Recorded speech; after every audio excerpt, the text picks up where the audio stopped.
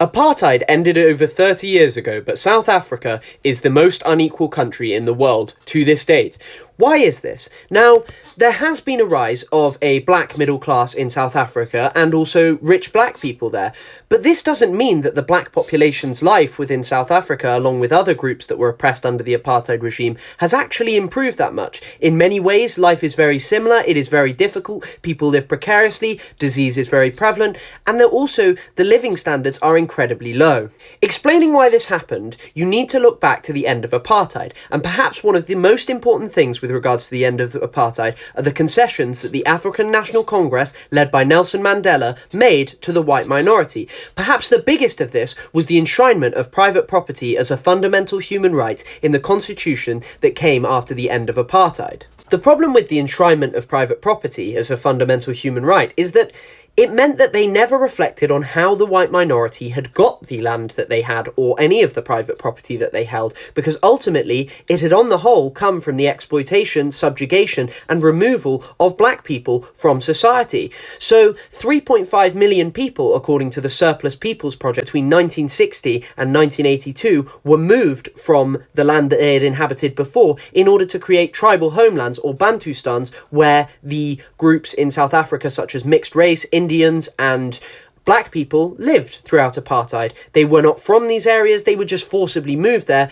and it was never reflected on how much this meant or how these people would ever receive justice. Now, a good example of how this enshrinement of private property affects South Africans to this day can be seen in the township of Alexandra. Now, Andy Klano talks about this throughout his book, and this is not the only reason that the neoliberal projects that have sought to help the groups who were affected by apartheid in South Africa have not worked. But what he talks about in part is how white landowners who own considerable amounts of farmland near Alexandra are totally unwilling to sell it even to the government, except for incredibly exorbitant prices, because there is this system that is willing seller, willing buyer. So if someone is willing to sell something and a buyer is willing to buy it, they can take it from the white minority. However, unless they're willing to sell it, they don't have to give up their land. So Alexandra, a massively overpopulated township in South Africa, struggles, and even the projects that seek to help them struggle, because they simply do not have the funds available to buy the land off the white farmers who just don't want to sell it.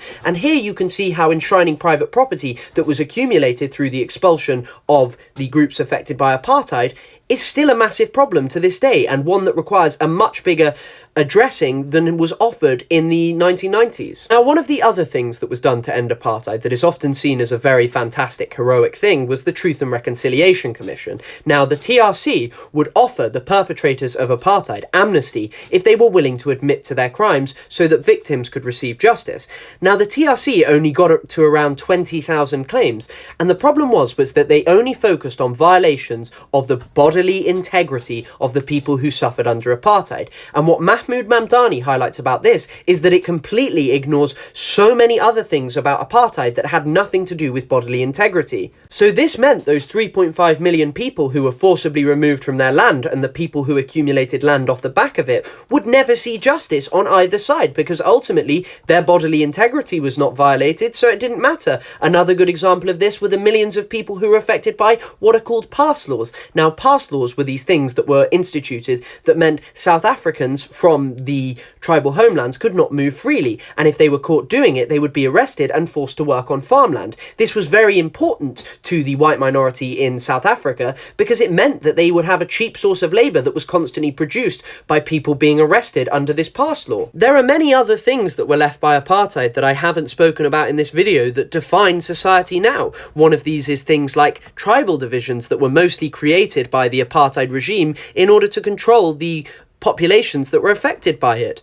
So ultimately, apartheid is the reason that South Africa is in such a bad situation, and the unwillingness or the compromise of the ANC to the white population is what has defined it.